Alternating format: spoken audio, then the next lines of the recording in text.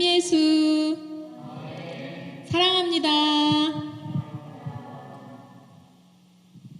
하느님의 선물을 받으려면 이런 강의 주제도 오늘 맞이하게 됐습니다. 하느님의 선물을 받으려면 우리는 회개해야 합니다. 회개는 내 중심으로 살아온 것을 이제 하느님 중심으로 사는 것. 내 뜻대로 살았다면 이제는 주님 뜻대로 사는 것. 이게 회개가 아닐까 싶습니다. 그래서 이제는 주님 뜻대로 살게 해주세요라는 그런 마음으로 주님 뜻대로라는 찬양을 하도록 하겠습니다.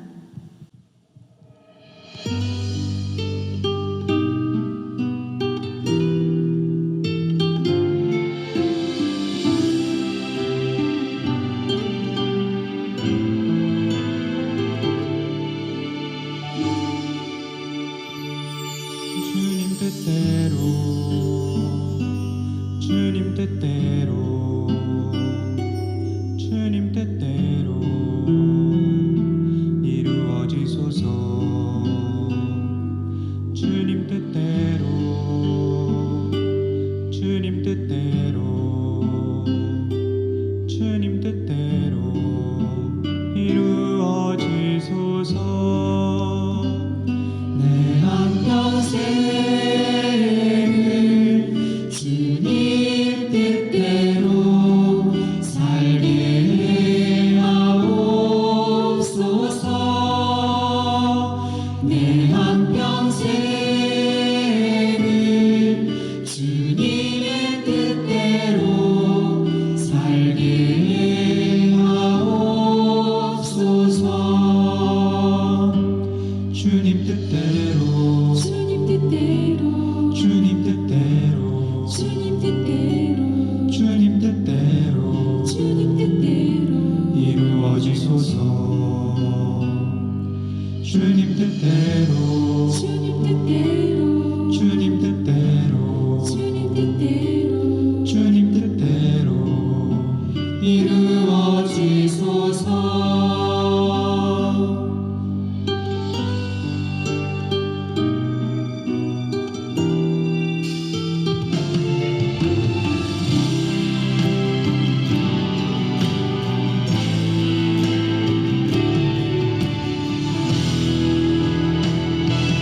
주님 뜻대로 주님 뜻대로 주님 뜻대로 주님 뜻대로 주님 뜻대로 주님 뜻대로 이루어지소서. 주님 뜻대로 주님 뜻대로 주님 뜻대로 주님 뜻대로 이루어지소서. 내 한평생을 주님 뜻대로 살게 하옵소서. 내 한평생을 주님의 뜻대로 살게 하옵소서. 주님 뜻대로 주님 뜻대로 주님 뜻대로 주님 뜻대로 주님 뜻대로 주님 뜻대로 이루어지소서. 주님 뜻대로 주님 뜻대로 주님 뜻대로 주님 뜻대로 주님 뜻대로 이루어지소서.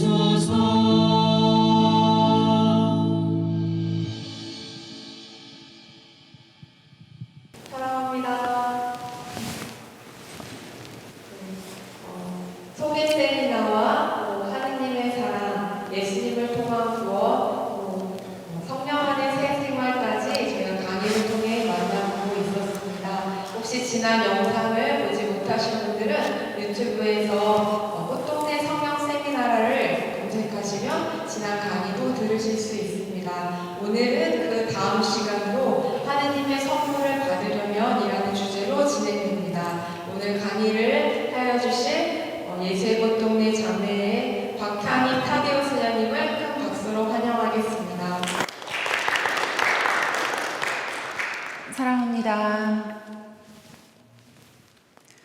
네, 오늘 시작 말씀부터 듣도록 하겠습니다. 성부와 성자와 성령의 이름으로 아멘. 사도행전 2장 38절부터 39절까지의 말씀입니다. 회개하십시오.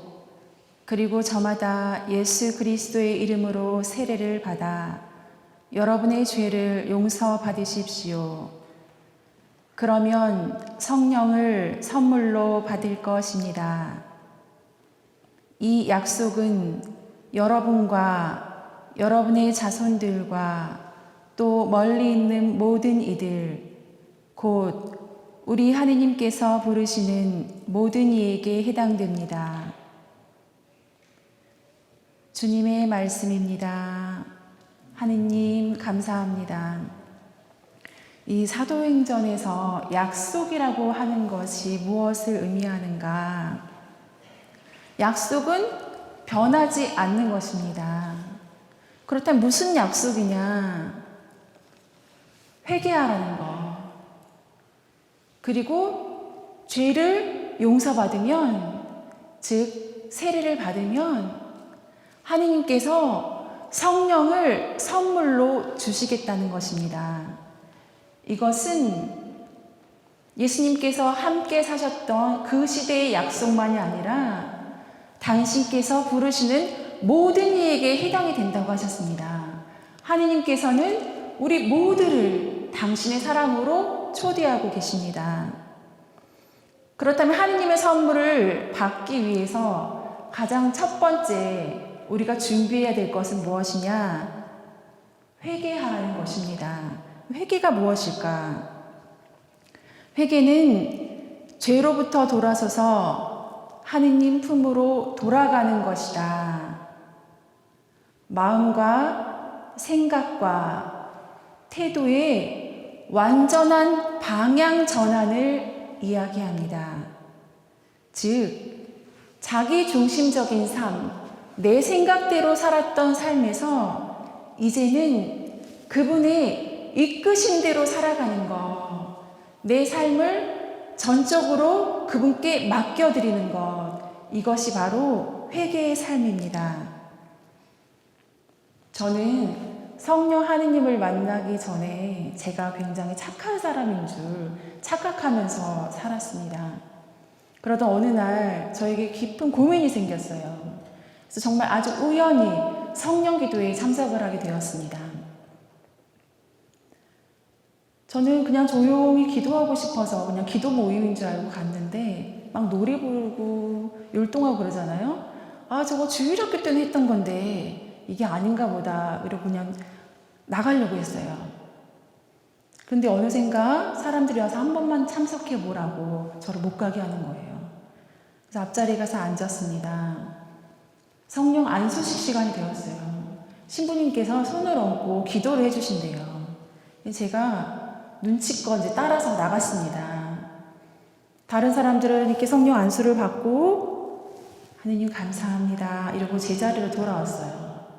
그런데 저는 성령 안수를 받고 제 몸이 뻣뻣해지는 게 느껴지는 거예요. 그리고 혼자 뒤로 까닥 넘어졌어요. 아, 이게 뭐가 잘못됐나 보다. 거기 계시던 봉사자분들이 막 뛰어오는 거예요. 그 저를 위해서 막 기도를 막 해주셨어요. 이게 뭐지? 저한테 이렇게 말씀하시는 거예요.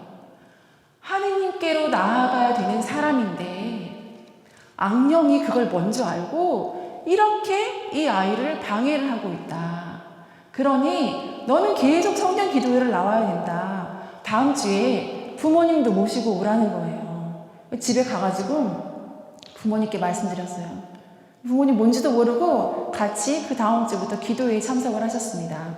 말씀 선포 시간이었어요. 기도회 회장님께서 아주 우렁찬 목소리로 이렇게 외치셨어요.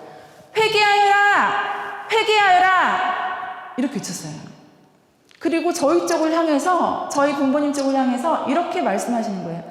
빨리 회개하십시오! 잠시 뒤에 저희 부모님이 갑자기 엉엉 우시는 거예요. 한 번씩 번갈아 가면서 주님, 제가 잘못했습니다. 이러면서 막 우셨어요. 부모님이 진심으로 울고 계시는구나가 느껴지니까 나도 모르게 어느샌가 내 속에서 슬픔이 확 북받치는 거예요. 그 뭔지는 모르지만 주님 무조건 제가 잘못했어요. 이러면서 저도 같이 따라서 울기 시작했습니다. 한참을 울었는데 어느샌가 제 눈물이 바뀌는 거예요. 뜨거운 눈물로. 그리고 제 마음 깊숙한 곳으로부터 어떤 뜨거운 게 훅 하고 올라오더니만 제 마음속에서 이렇게 외치는 것이었습니다. 주님, 이제부터는 제가 이 순간 죽던지 이 순간 살던지 저는 온전히 주님의 것입니다. 제 생명은 지금 이 순간부터 당신의 것입니다. 제 숨결은 지금 이 순간부터 당신의 것입니다. 주님, 이제부터는 저는 주님의 것입니다. 하는 외침이 들려왔어요. 그랬더니 어느 순간에서부턴가 제 몸에 통증이 있었는데 그 통증이 사라지고 제 마음에 근심 걱정이 가득 쌓였었는데 그게 싹 사라지는 거예요. 마음에 큰 평화가 찾아왔어요. 그리고 내 마음 안에서 어떤 시커먼 연기 같은 게 있는 것처럼 느껴졌는데 그게 확 빠져나가는 느낌이 들었어요. 그리고 내 안에서는 허브향이 나기 시작했어요. 굉장히 상쾌한 거예요. 아주 상쾌한 공기가 제 안에 들어온 느낌이었어요. 마음에 큰 위로가 되었습니다. 그러면서 저는 주님 안에서 점점 치유되기 시작합니다. 그리고 제 삶을 돌아봤어요. 가장 가까운 일에서부터 나의 어렸을 적 시절까지 그 일들을 돌아보니 하느님께서 나를 얼마나 사랑하셨는지 하느님의 손길이 내 삶 안에 정말 곳곳에 배어 있었구나라는 것을 깨닫게 돼요. 그리고 하느님께서 나를 이토록 사랑하셨는데 나는 그 하느님의 사랑을 이렇게 배반하면서 살았구나 라는 것을 깨닫기 시작합니다. 제가 진정한 회개의 삶을 살기 시작합니다. 제가 성령 안수식으로 인해서 성령과 악령이 존재한다는 것을 알게 되었죠. 그때 처음 알았어요. 하느님께서는 왜 악을 만드셨지? 하느님께서는 악을 창조하신 게 아니구나. 하느님께서는 당신의 더 큰 선을 위하여, 당신의 더 큰 자비하심을 위하여, 당신의 더 큰 사랑을 드러내 주시기 위하여 이 어둠까지도 이용해서 당신께로, 그 선하신 당신께로 이끄시기 위한 도구로 사용하시는구나. 그렇다면 나는 하느님과 함께 살아가야 되는 존재구나 라는 것을 깨닫게 됩니다. 그렇다면 죄란 무엇인가? 가톨릭 교회 교리서 1849항 이하에 나온 말씀입니다. 죄란 이성과 진리와 올바른 양심을 거스르는 잘못이다. 죄는 어떤 것에 대한 비뚤어진 애착 때문에 하느님과 이웃에 대한 참다운 사랑을 저버리는 것이다. 그러므로 죄는 하느님을 업신여기고 자기를 사랑하는 것이다. 인간이 창조주 하느님께 등을 돌린 가장 첫 번째 사건이 원죄이지요. 뱀이 여자를 유혹했어요. 그 여자가 그것을 딱 먹었잖아요. 여자는 그 뱀의 유혹 소리를 듣지 않고 그냥 지나칠 수도 있었어요. 다 속임수고 거짓말이었어요. 그런데 굳이 그걸 듣습니다. 듣고 생각을 해요. 그리고 뱀이 저거 봐, 저거 먹으면은 진짜 하느님처럼 되기 때문에 먹지 말라고 하는 거야. 한번 봐봐. 여자는 듣고 또 그걸 봐요. 쳐다보니 라고 나왔어요. 듣고 보니 그 유혹을 이길 수 있을까요? 빠지는 거죠. 정말 그럴 것 같다. 먹어요. 불순명했어요. 마음 안에서는 이미 교만의 마음이 있었던 거예요. 헛된 욕망이 있었던 거예요. 그래서 자기가 먹고 자기 남편에게도 주었어요. 그 결과가 어떻게 됐냐? 없던 두려움이 생겼어요. 하느님이 오는 소리를 들으니까 나무 뒤에 숨었잖아요. 없던 수치심과 부끄러움이 생겼어요. 나뭇잎으로 알몸을 가린 거예요. 그리고 하느님이 물어봤어요. 어떻게 된 거냐고. 남 탓했어요. 제 탓이요 하지 않고 이 여자 탓이에요. 저 뱀 때문에 그랬어요. 결국에는 아담이 이런 말을 하죠. 내가 언제 여자를 만들어 달라고 그랬어요? 왜 괜히 하느님은 여자를 만들어가지고 이 사단을 냅니까? 하느님께 반항했어요. 하느님을 원망하게 되죠. 성경 구절에 하느님, 우리가 죄를 지었어요. 진심으로 주님께 회개합니다. 라는 구절이 없어요. 그래서 하느님과 함께 살 수 없게 된 거예요. 쫓겨난 거예요. 우리가 가장 마음 아파해야 될 것은 바로 이겁니다. 하느님과 함께 할 수 없다는 거. 우리는 원래 하느님과 함께 살았습니다. 하느님을 바라보고 하느님께서는 나를 바라보면서 서로 기뻐하면서 서로 사랑을 주고받으면서 나는 하느님께 구하고 하느님은 나에게 자연스럽게 모든 것을 다 내어주시면서 엄마와 딸처럼 아버지와 아들적인 관계에서 전혀 거리낌 없는 사이였는데 이제는 하느님과 등을 질 수밖에 없었습니다. 이 원죄가 우리 마음 안에, 우리 본성 안에 깊이 자리 잡고 있다는 것. 사람들은 이렇게 얘기해요. 나 원래 그런 사람 아닌데 저희 때문에 그랬어. 우리 아들들은 원래 그런 아이가 아닌데 친구를 잘못 사귀었어. 내가 유혹에 빠져서 그랬어. 내 다시는 유혹에 빠지지 말아야겠다. 결심. 꼬임에 넘어갔어. 이렇게 말해요. 그러나 그게 아니죠. 우리가 죄를 지을 때는 100% 우리 안에 어떤 환상이 있다는 것입니다. 이거를 하게 되면 내가 원하는 대로 이렇게 될 거야. 내가 그것에 관심이 없으면요. 아무리 옆에서 유혹을 해도요. 못 들어요. 그냥 지나쳐요. 내 안에 죄성이 있기 때문에 그것에 동의를 하는 것입니다.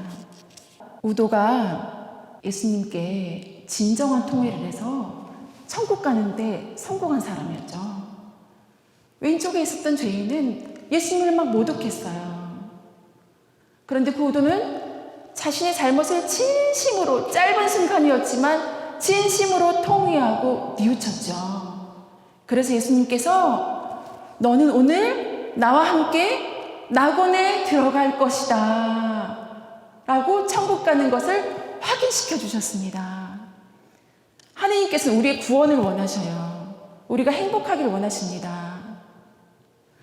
그렇기 때문에 우리가 주님께 정말 잘못했어요. 저를 용서해 주세요. 하는 것을 절대로 물리치지 않으십니다. 기쁘게 받아들이셔요. 왜? 우리 구원과 직접적인 연관성이 있기 때문에 누구보다 우리의 구원을 원하시기 때문입니다. 잃었던 아들이 아버지께 찾아왔을 때 아버지께서는 안아주고 더러운 옷을 벗겨서 새 옷으로 입혀주셨어요. 그리고 반지를 끼워주셨습니다. 반지는 상속자라는 뜻이에요. 아무 말씀도 하지 않으셨습니다. 그리고 큰아들보다 작은 아들은 더 겸손되이 아버지를 섬길 수가 있었습니다. 지금 우리는 하느님께로 돌아가야 할 은총의 때입니다. 이사야서에서 주님께서 이렇게 말씀하십니다. 너희의 죄가 진홍빛 같아도 눈과 같이 희어지고 다온같이 붉어도 양털같이 되리라. 교재에 보면 회개를 기초적인 회개와 상급 회개 이 두 가지로 나누어서 설명을 하고 있는데요. 먼저 기초적인 회개입니다. 주로 중대한 잘못들을 말하는데 우상숭배, 즉 미신행위, 점, 굿, 부적 등 간음, 살인, 낙태, 도둑질, 사기, 싸움, 험담, 호금과 술주정, 철저한 이기심, 심각한 교만, 미움, 저주하는 마음들입니다. 이런 잘못들은 하느님의 선물을 받는 데 있어서 큰 장애가 됩니다. 그래서 반드시 고해 성사를 받아야 합니다. 지금 코로나 때문에 성사를 볼 수가 없죠. 교황님께서 우리에게 강론 중에 이렇게 말씀하셨죠. 하느님께 직접 말씀드리십시오. 그리고 성사를 볼 기회가 된다면 제가 즉시 가서 성사를 보겠습니다. 그러나 지금은 용서해 주십시오. 그렇게 할 때 하느님께서는 우리를 눈처럼 희게 해주신다고 하셨습니다. 구약에 보면 하느님께서는 우상숭배를 무척 싫어하십니다. 하느님께서 우리에게 자유의지를 주셨죠. 그 자유의지에 따라서 우리의 미래를 우리가 어떻게 살아가야 되는지 결정하고 그것을 살아갈 수 있습니다. 그런데 악마가 우리의 미래를 알 수 있을 것이다라는 믿음을 가지고 우리는 점집 같은 데를 찾아가는 것이죠. 그렇기 때문에 하느님이 아닌 다른 것을 믿는다는 것은 아주 중대한 죄입니다. 어떤 자매님 한 분이 저에게 찾아왔어요. 그 자매님은 항상 얼굴이 어두침침하고 우울했어요. 기쁨이 없었어요. 뭘 해도 심각해요. 남들은 다 웃고 있는데도 항상 마음에 근심 걱정이 가득 찼어요.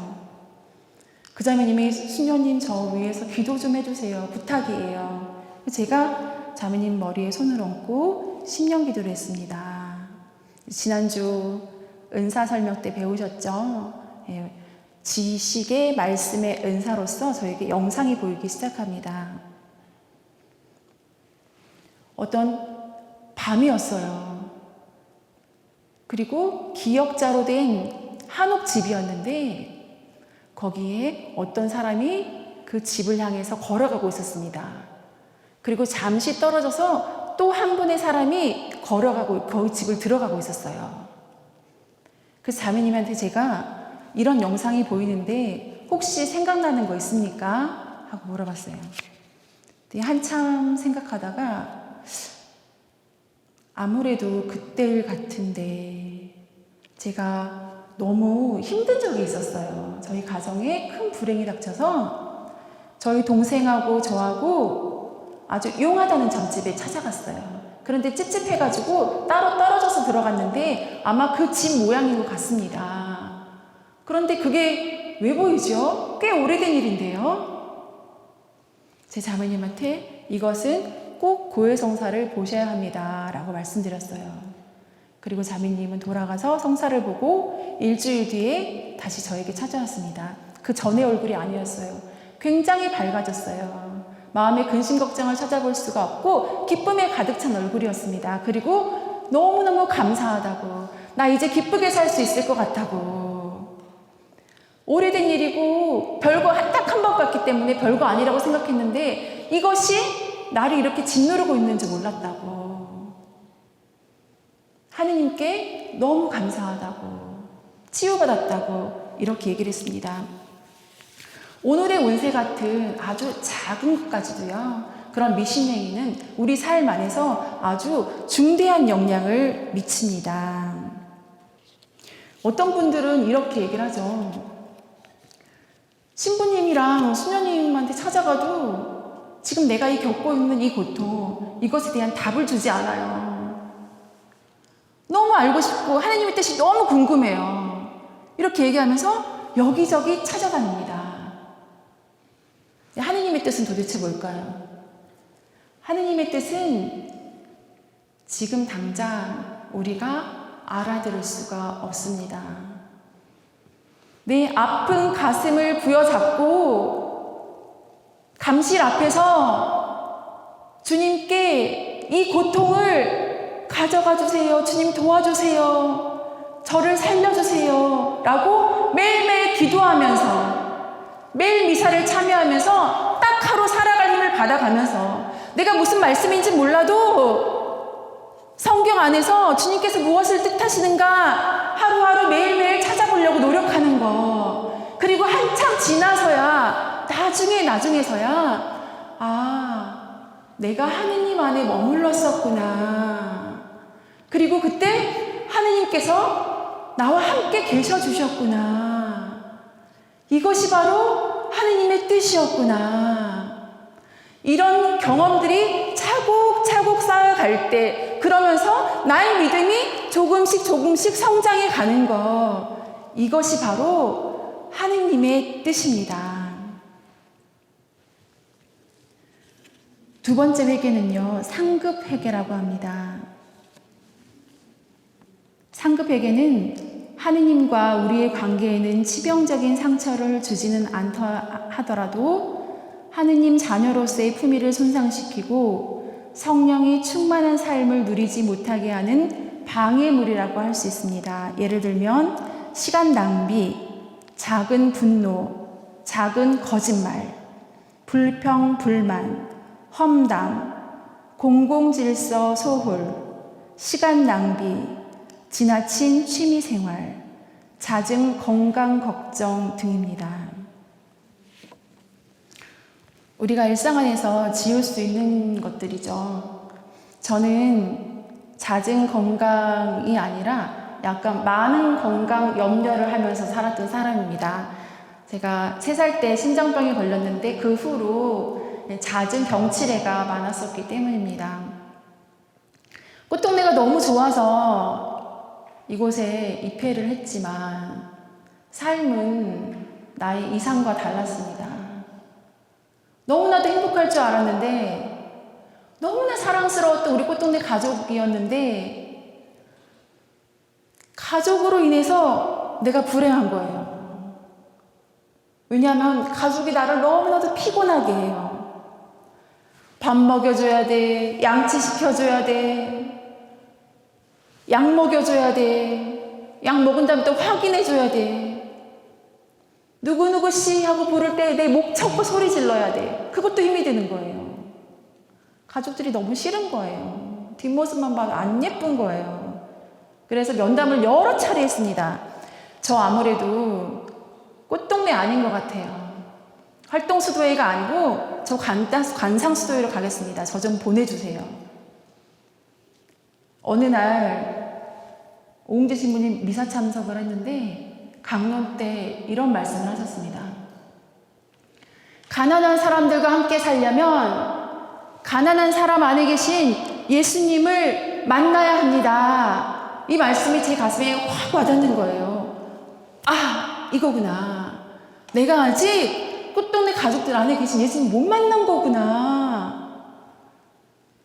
주님, 저를 도와주세요. 꼭 만나고 싶습니다. 도와주세요. 이렇게 기도를 했어요. 그리고 하루하루 아주 간신히 죽을 힘을 다해서 살았습니다. 기쁘지 않았어요. 수련대가 되었습니다. 제가 병원에서 수임을 하게 되었어요. 호스피스 병동에서 중환자실에서 제가 혼자 가족들을 돌봐야 되는 날이 있었어요. 너무 두려운 거예요. 내 실수로 인해서 우리 가족에게 피해가 가면 어떡하지? 제발 예수님 저 좀 도와주세요. 이러면서 하루 일과를 시작했습니다. 따뜻한 물에다가 수건을 촉촉히 적셔서 꼭 짜서 가족들 세안부터 이제 시켜드리는 거니까 누구부터 시켜드릴까 바라봤는데 앞에 눈에 띄는 아저씨 한 분이 계셨어요. 그래서 그분을 향해서 제가 걸어갑니다.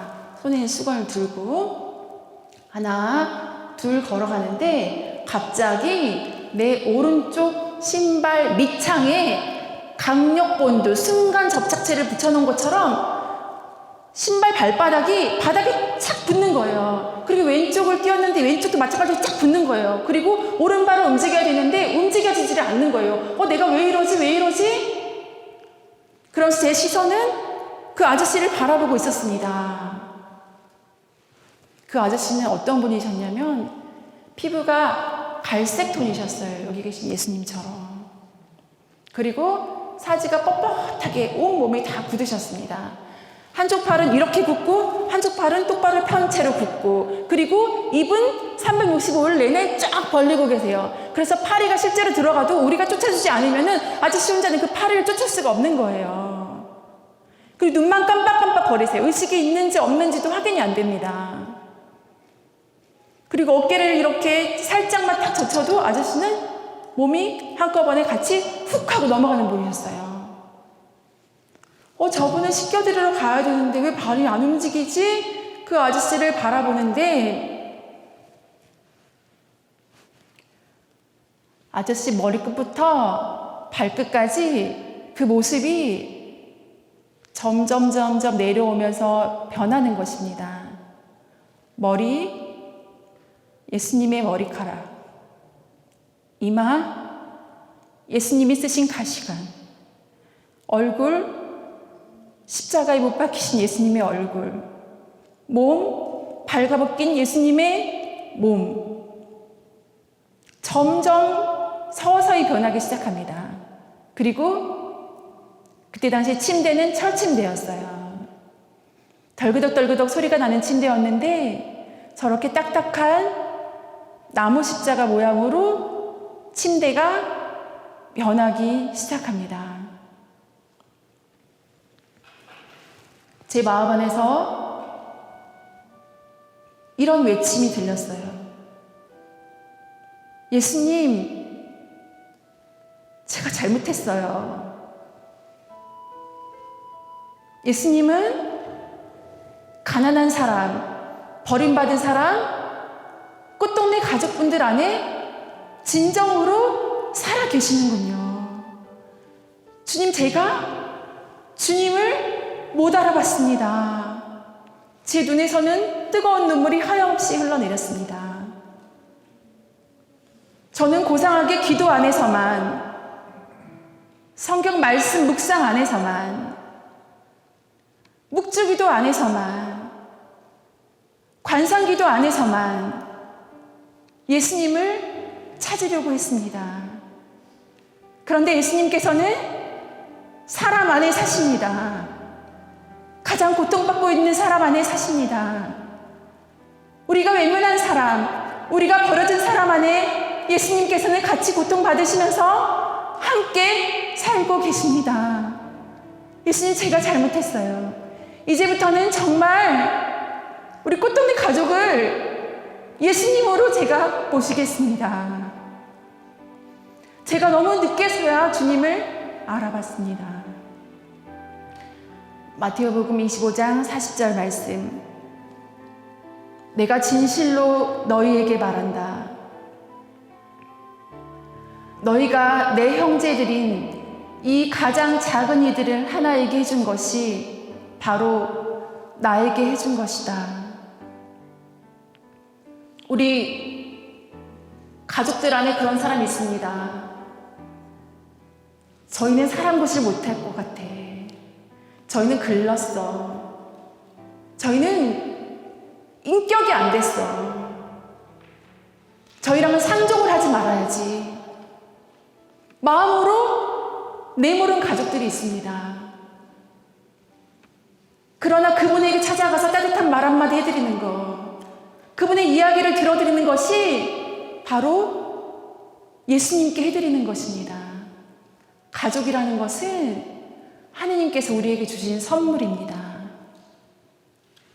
나의 구원에 가장 적합한 사람들을 하느님께서 우리에게 가족으로 선물해 주시는 거예요. 하느님께서 나에게 주신 꽃동네 가족들을 제가 버리려고 했습니다. 그 가족들을 귀찮다고 외면한 나였습니다. 그러나 그분이 살아계신 예수님이라는 거. 그 뒤로부터 저는 그 예수님이 우리 가족분들만 만나면 보이는 거예요. 그때 만났던 예수님의 모습이 실제로 제 영 안에서 보여요. 매일매일 칭얼대면서 나를 귀찮게 쫓아다니면 그 안에서 같이 고통받고 같이 신음하고 계신 예수님이 보이는 거예요. 그 가족분들이 너무나 예쁘고 사랑스러운 거예요. 뒷도승만 봐도 예쁜 거예요. 그리고 저는 매일매일 코피를 흘렸던 사람이에요. 아침마다 세수할 때마다 핏물로 세수를 했던 사람이에요. 그리고 나한테 당직 근무를 하면은 쌍코피가 매일 났습니다. 알람을 맞춰놓은 것처럼. 그런데 그 살아계신 예수님을 만나고 난 뒤로부터는 코피가 나질 않는 거예요. 삶이 기쁜 거예요. 사람들이 저를 보고 매일 기뻐 보인다고 얘기를 해주는 겁니다. 주님의 은총은 일회성이 아닙니다. 내가 그 은총 안에 머물려고 하기만 한다면, 그런 마음만 있다면, 주님, 저 주님 안에서 살고 싶어요, 지속적인 주님의 은총이 필요합니다 하면은 항상 주님께서 나에게 똑같은 은혜를 지속적으로 베풀어 주신다는 것입니다. 성령을 받기 위한 두 번째 준비는 바로 용서입니다. 내가 다른 사람에게 용서를 청해야 될 수도 있어요. 그리고 내가 다른 사람을 용서해야 될 경우도 있습니다. 그리고 나 자신을 용서하지 못하는 경우도 있어요. 심지어는 하느님을 용서하지 못하는 경우도 있습니다. 그러나 가장 중요한 것은 무엇일까요? 하느님께서 나를 용서하셨다는 것입니다. 하느님께서 나를 이토록 사랑하신다는 것입니다. 저는 한동안 아버지를 참 많이 미워했던 적이 있었어요. 저희 아버지가 하느님을 만나기 전에는 굉장히 다혈질에 말씀을 굉장히 잘하셨는데, 그 잘하시는 그 언변으로 다른 사람에게 화가 날 때는 상처를 막 주는 거예요. 잊혀지지 않을 그런 말씀들을 막 하시는 거예요. 마음이 너무 아픈 거예요. 가족들이 다 상처를 받았던 그런 무렵이었습니다. 어느 날 우연히 아버지랑 대화를 하다 제가 처음으로 아버지께 입 바른 말을 한 적이 있습니다.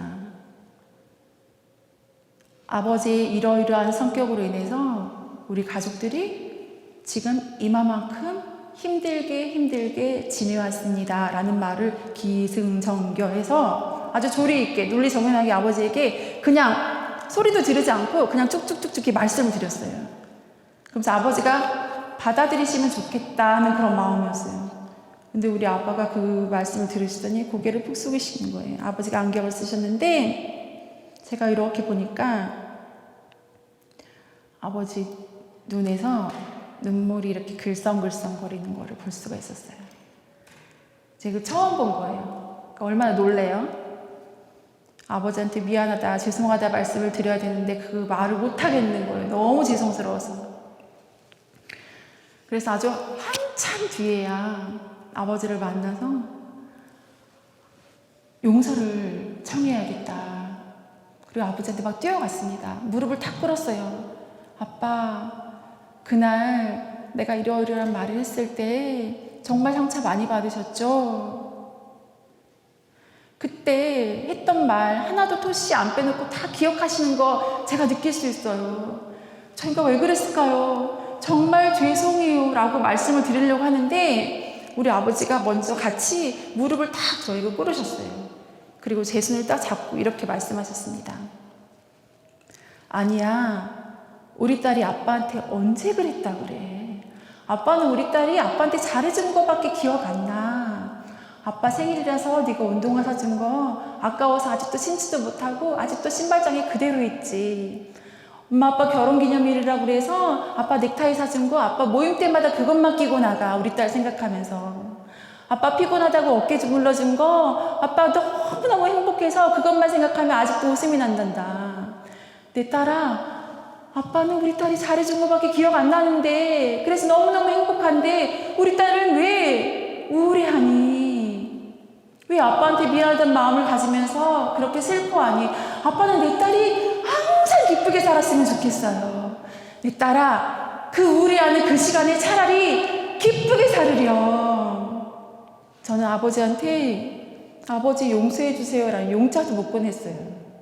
이미 아빠는 저를 다 용서하고 계셨던 거예요. 그리고 먼저 저를 안아주셨던 겁니다. 사랑을 확인하고 나니 모든 게 용서가 가능했습니다. 인간은 부족해요. 인간은 나약해요. 아, 우리 아버지는 나를 사랑하시는 거였구나. 단지 사랑의 방법을 잘 몰라서 그러나 최선을 다하셨구나. 그게 아버지의 한계였었구나. 용서는요, 관계의 회복을 가져옵니다. 저는 지금도 아버지랑 1도 걸릴 게 없어요. 비밀이 없이 다 말을 할 수가 있어요. 예수님께서 부활하셔서 제자들에게 나타나신 후에 베드로에게 찾아가서 야, 내가 그렇게 경고했건만 3번이나 경고했건만 너 어떻게 그날 나를 그렇게 배신할 수가 있었니? 나 가슴이 너무 아팠어. 나 너 때문에 너무 상처받았어. 너 왜 그랬니? 라고 묻지 않으셨어요. 예수님이 베드로를 가만히 보니까 베드로가 마음 한켠에 슬퍼하는 기색이 보이는 거예요. 예수님을 3번 배신했다고 베드로가 예수님께 죄송한 거예요. 면목이 없는 거예요. 마음의 상처를 보신 거예요. 그러니까 예수님이 나무라지 않고 뭐라 그러셨냐면 너 나를 사랑하니? 다른 사람이 나를 사랑하는 것보다 너 나를 더 사랑하니? 마리아야, 너 나 사랑하니? 하고 물으셨어요. 예수님이 우리 마음의 상처를 아시고 사랑하느냐? 그래, 너 나 사랑한다는 거 알아. 네가 앞으로도 또 죄를 짓게 되거든. 그것만 기억해라. 주님께서는 제가 주님을 사랑하시는 줄을 알고 계십니다. 주님, 저 주님 사랑해요. 그러나 내가 또 언제 배신할지 모르겠어요. 저 때문에 미치겠거든요. 저 너무 나약해서 미치겠어요. 제가 예수님을 언제 완전하게 사랑하게 될 수 있을지 몰라요. 그러나 주님, 부족하지만, 면목 없지만, 저 주님 사랑해요. 우리도 주님 앞에서 정말 송구스럽지만, 이 죄인이 주님을 사랑합니다. 라는 고백을 주님께서는 원하십니다. 그런 고백을 했을 때 베드로에게 당신의 너무나 귀중한, 너무나도 소중한 양떼를 맡기셨어요.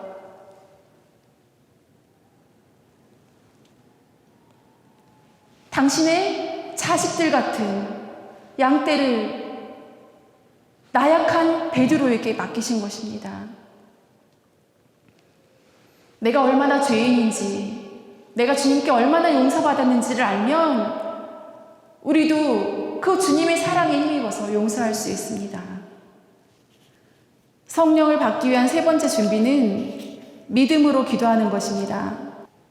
루카복음 11장 13절의 말씀입니다. 너희가 악해도 자녀들에게는 좋은 것을 줄 줄 알거든 하늘에 계신 아버지께서야 당신께 청하는 이들에게 성령을 얼마나 더 잘 주시겠느냐. 기도를 유창하게 잘 못해도 괜찮습니다. 청하십시오. 하느님은 우리의 어린아이 같은 기도, 말을 잘 못해도 우리가 무엇을 청하는지도 몰라도 하느님께서 그것에 응답해 주십니다.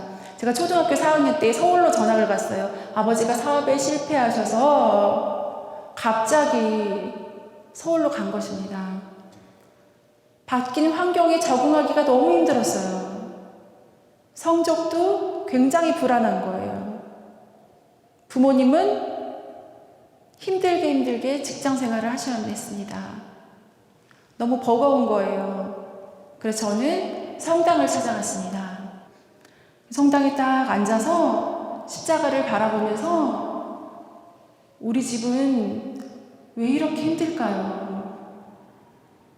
저희 부모님은 왜 이렇게 힘들게 살아가실까요? 저는 또 왜 이렇게 힘들까요? 그냥 친구한테 말하듯이 푸념하듯이 얘기하고 집으로 돌아오고 했습니다. 저는 그때 친구가 없었어요. 그래서 매일매일 성당을 찾아갔습니다. 처음에는 맨 뒷자리에 앉아서 얘기하기 시작합니다. 그러면서 조금씩 앞자리로 옮깁니다. 어느 날 사람이 없는 것을 확인을 하고 가장 앞자리로 가고 싶은 거예요. 그래서 맨 앞자리로 가서 앉았습니다. 예수님 보는데 갑자기 너무 슬픈 거예요. 왜 이렇게 불쌍해 보이지? 라는 생각이 드는 거예요. 그러면서 저 자신에 대한 슬픔이 막 밀려왔어요. 그랬더니 갑자기 예수님이 원망이 되는 거예요. 하느님이 살아계시다면 어떻게 우리 가족을 이렇게 힘들게 할 수가 있죠? 예수님이란 분이 계시다면 어떻게 나를 이렇게 힘들게 할 수가 있어요? 정말 이 세상에 예수님이 계시다면, 당신이 정말 살아계시다면 한번 내려와 보세요. 그럼 내가 믿을게요. 내려와 보시라고요. 모든 원망을 십자가 위에 달려 계신 예수님께 다 쏟아부었어요. 울면서, 소리 지르면서, 삿대질하면서. 근데 갑자기 제 마음과 생각에서 이런 떠오름이 보이는 거예요. 뭐냐면 예수님이 이렇게 십자가에 이렇게 달려 계시잖아요. 팔을 벌리고 계시잖아요. 앞뒤로 막 흔들리는 거예요. 지진난 것처럼. 그리고 위아래로 막 흔들리는 거예요. 뭐지? 내가 잘못 봤나? 눈을 계속 비비고 다시 봐도 그렇게 보이는 거예요. 그리고 마음 안에서는 하나, 둘, 이렇게 일정한 간격으로 소리가 들리기 시작합니다. 하나, 둘, 셋 하면, 예수님이 이렇게 매달려 계시면서 셋 하면 이렇게 짱 하고 내려올 것만 같은 느낌이 너무 강하게 드는 거예요. 둘 다음에 둘 반 정도 됐을 때 제가 너무 두려워가지고 자리에서 벌떡 일어났어요. 안 돼요! 내려오지 마세요! 이러고 뒷걸음질 치고 몸을 획 돌려서 성당 밖으로 막 도망갔습니다. 그리고 그 다음날이 되었어요. 엄마한테 말을 할까 말까 고민을 하다가 엄마는 바쁘시지. 그래도 가야 되나? 그래도 성당 가고 싶다. 나 뭐 딱히 할 일도 없잖아. 이러고 또 성당을 갑니다. 문을 딱 열자마자 예수님이 또 흔들리나 안 흔들리나 그거 먼저 확인을 하는 거예요. 그러면서 맨 귀퉁이에 앉아가지고 계속 쳐다보면서 친구한테 얘기하듯이 또 조곤조곤 얘기하고 집으로 돌아오고 했습니다. 나중에 지나고 보니 예수님께서 어린아이의 눈높이에 맞춰서 그래, 나 너와 함께 있단다. 내가 너를 알고 있어. 내가 너를 지켜보고 있단다. 라는 예수님의 응답이었다는 것을 알게 됩니다. 그리고 1년 동안 교리 공부를 해요. 그리고 세례를 받고 처녀 성체를 합니다. 그때 3가지 소원을 준비를 했어요. 그리고 성체를 모신 후에 내 자리에 앉았습니다. 장계를 하고 예수님, 제 첫 번째 소원은요, 제가 수녀님 될게요. 그리고 2번째 소원은요, 우리 집 부자 되게 해주세요. 저희 부모님이요, 맨날 저희만 재우면 싸우시는데 그 싸우는 내용을 들어보면 맨날 돈 때문이거든요. 돈만 있으면 우리 부모님도 안 싸우고 우리 가족들도 정말 행복하게 잘 살 수 있을 것 같아요. 그리고 3번째 소원은요, 아무리 생각해도 생각이 안 나네요. 까먹었어요, 예수님. 이거 2가지만 들어주세요. 아멘. 이랬습니다. 시간이 흐르고 난 뒤에 저희 가정은 정말 화목해졌습니다. 내가 그렇게 이상하게 기도를 해도 하느님께서는 본질적인 것을 주십니다. 우리의 속마음을 너무나 잘 알고 계시는 분이십니다. 저는 예수님이 늘 내 오른쪽 어깨 위에 계신 것만 같았어요. 너무 행복했어요. 저는 그때 친구가 필요했었거든요. 예수님이 저의 친구가 되어주셨어요. 저는 그때 부모님의 따뜻한 보살핌이 필요했어요. 학교 갔다 집에 오면 엄마 아빠가 집에 있었으면 좋겠는데 맨날 밤늦게 들어오시는 거예요. 그렇지만 예수님께서는 그걸 아시고 나의 보호자가 되어주셨습니다.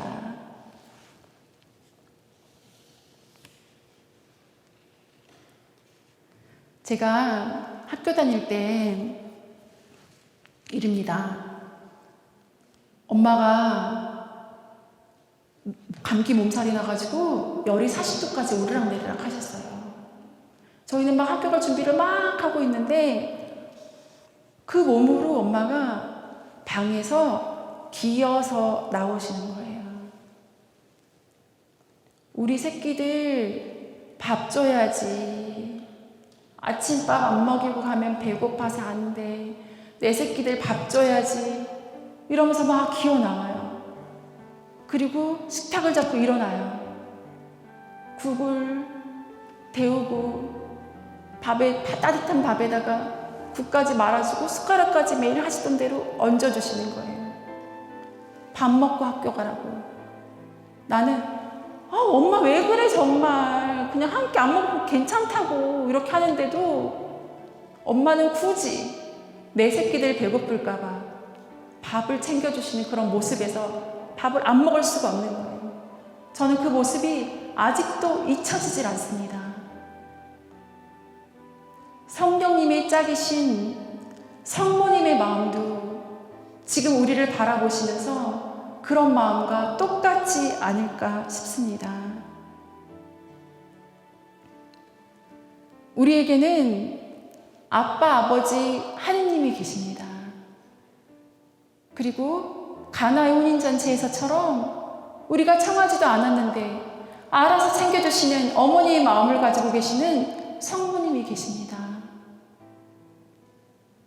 우리 아빠인 하느님과 성모님께 간절히 청하십시오.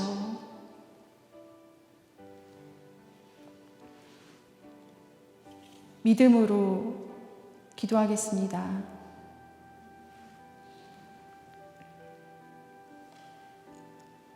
하느님 아빠 아버지,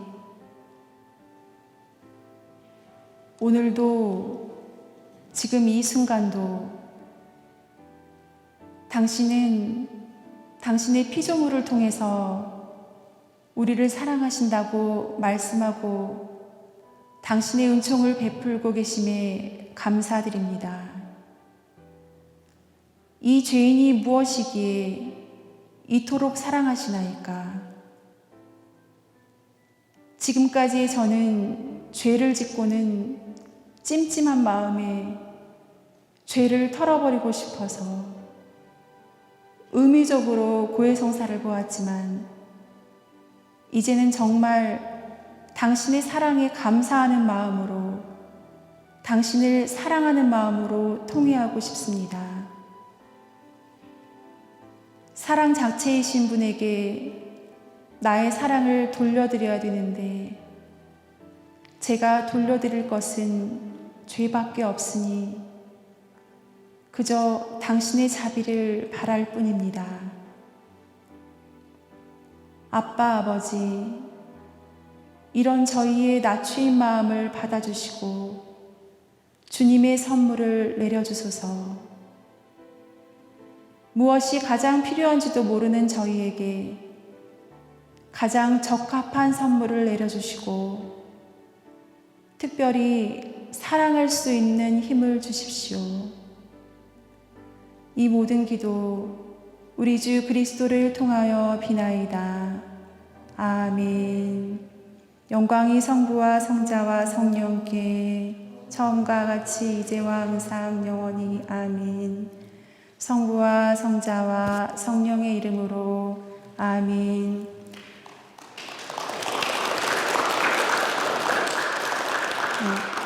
한 주간 실천 과제 드리겠습니다. 이번 한 주간 동안은요, 하느님께서 나를 얼마나 큰 사랑으로 용서하셨는지 나의 삶을 되돌아보는 것입니다. 나의 죄를 되돌아보는 것이 아닙니다.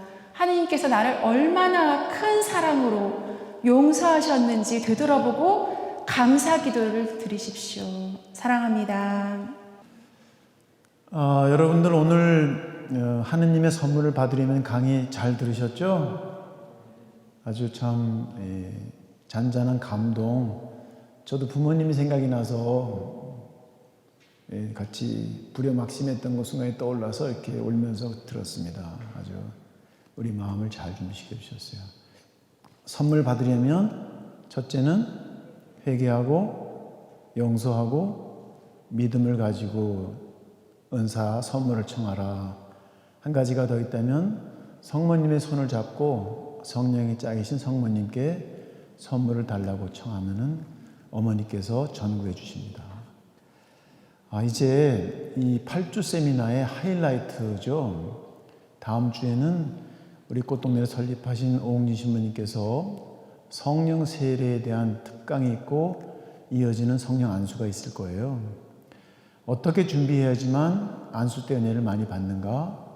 지난 4번의 강의를 복습하는 거죠. 첫째는 성서 말씀을 잘 묵상해라. 우리가 매주 숙제를 내줬죠.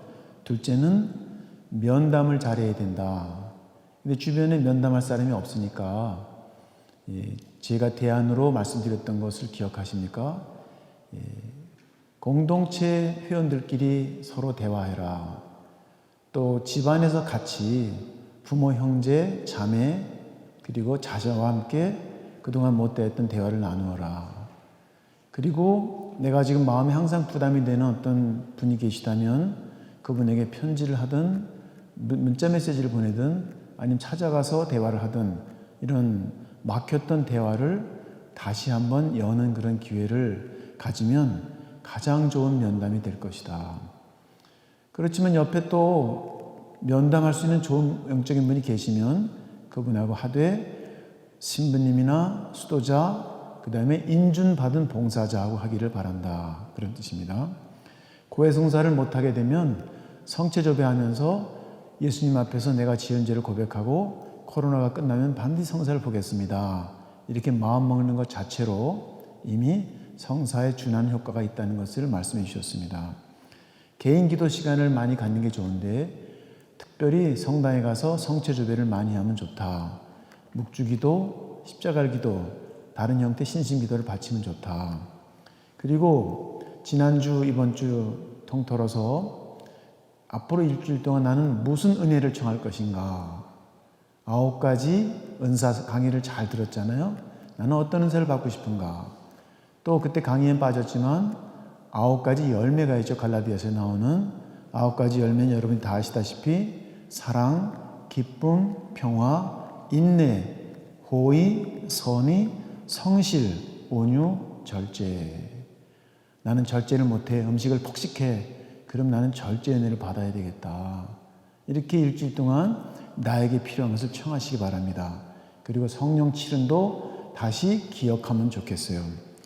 그리고 여러분들이 꼭 해드리기를 바라는 것은 이 세미나는 나 하나 은혜 받으려고 하는 것이 아닙니다. 저희가 처음에 말씀드렸어요. 이 세미나의 지향, 인텐션은 코로나 사태로 인한 고통받는 사람들 기억하는 것입니다.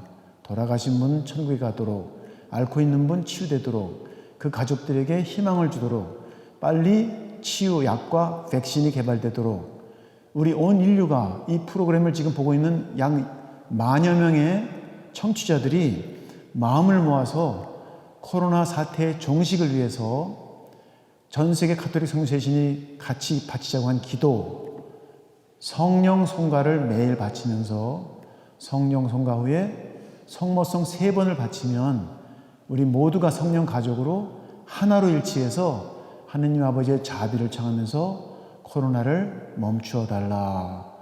이것이 우리 2달간의 프로그램의 목적이라는 걸 오늘 다시 상기시켜드립니다. 안수 받기 전까지 지금까지 혹시 못하신 분들은 이걸 기억하시고 매일 성령 성가 너무 좋은 기도예요. 성령을 청하는 기도거든요. 그리고 성모성 3번을 하면 우리가 하나가 되는 것입니다. 일치하면 기적합니다. 그리고 이제 안수 준비를 해야 되는데요. 아시다시피 코로나로 인해서 신체 접촉하는 안수를 안 할 겁니다. 손을 머리에 얹는 이런 안수를 안 하고 오순절 때 내렸던 성령 강림, 저 그림에서 보는 것과 같은 불의 혐오향이 내릴 때 사도들 안수 받지 않았어요. 그리고 저도 소개 세미나 때 말씀드렸지만 저는 안수 없이 성령을 받았습니다. 안수해 주면 더 좋지만 지금이 특수 상황이니까 안수 없이 프로그램을 잘 제가 안내해 드릴 거니까 그때 성령이 내릴 것입니다. 여러분들 준비물은 뭐냐 하면 이 성수를 꼭 준비해. 성수 뿌리는 예절이 있을 것입니다. 십자가가 있는 곳에서 하면 좋습니다.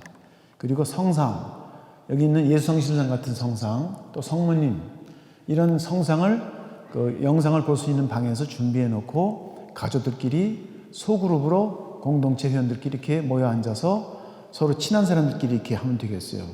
그래서 그때 안내하겠지만 가족들끼리 서로 안수해 드리고 또 공동체 회원들끼리 서로 안수해 주면 매일 같이 밥 먹고 같이 잠자는 사람들끼리는 서로 병을 전염시켜 줄 리가 없잖아요. 그런 신체 접종을 허락하지만 낯선 사람, 모르는 사람, 서로 떨어져 살던 사람에게 안수받는 신체 접촉은 사회적 거리두기에 위배되기 때문에 그러한 것은 하지 않을 것입니다. 늘 같이 동고동락하는 사람한테 안수받는 것은 괜찮습니다. 어머니는 자녀를 위해서 안수할 수 있는 자격이 있어요. 가장 은혜가 많이 내리죠. 공동체 장상도 마찬가지입니다. 그렇게 준비하시면 좋겠고, 나머지 몇 가지 내용은 다음 주에 또 다시 소개를 드리기로 하겠습니다. 잘 준비하시고 하이라이트 성령 세례 안수를 잘 받으시기를 기도하겠습니다. 사랑합니다. 사랑 중에 위대한 사랑은 바로 용서하는 사랑이 아닐까 싶습니다. 한없이 용서해 주시는 우리 주님의 사랑에 대해서 잘 알아보았습니다. 한 주간 동안 나를 힘들게 하는 사람들을 위해서 기도하는 그런 한 주간 되시길 바라면서 우리 마침 성가로 용서하는 사랑 함께 참여하도록 하겠습니다.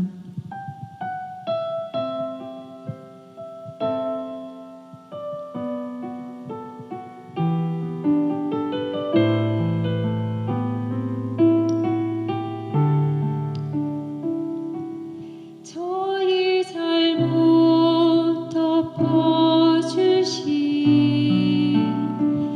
조건 없는 당신 사랑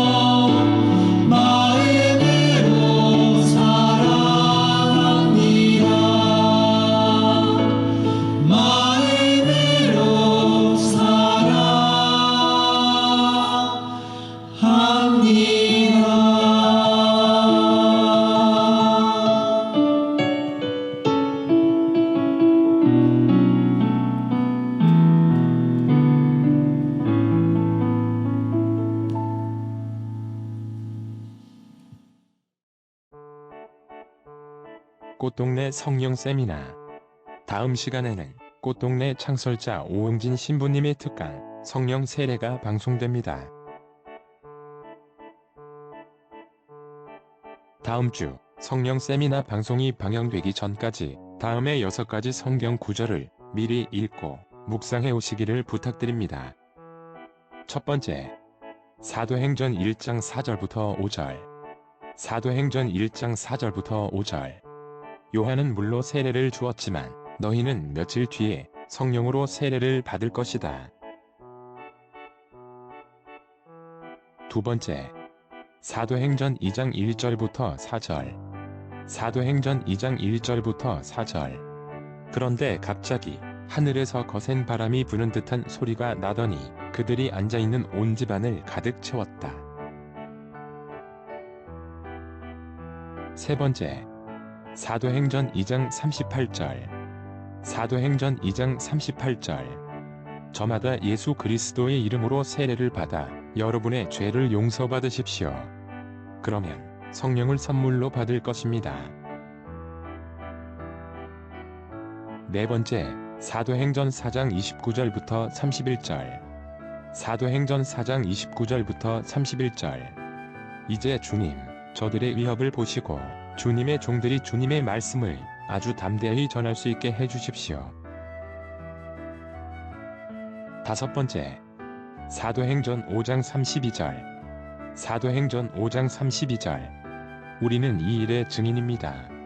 하느님께서 당신께 순종하는 이들에게 주신 성령도 증인이십니다. 여섯 번째, 사도행전 19장 2절부터 6절. 사도행전 19장 2절부터 6절. 요한은 회개의 세례를 주면서 자기 뒤에 오시는 분, 곧 예수님을 믿으라고 백성에게 일렀습니다. 그들은 이 말을 듣고 주 예수님의 이름으로 세례를 받았다.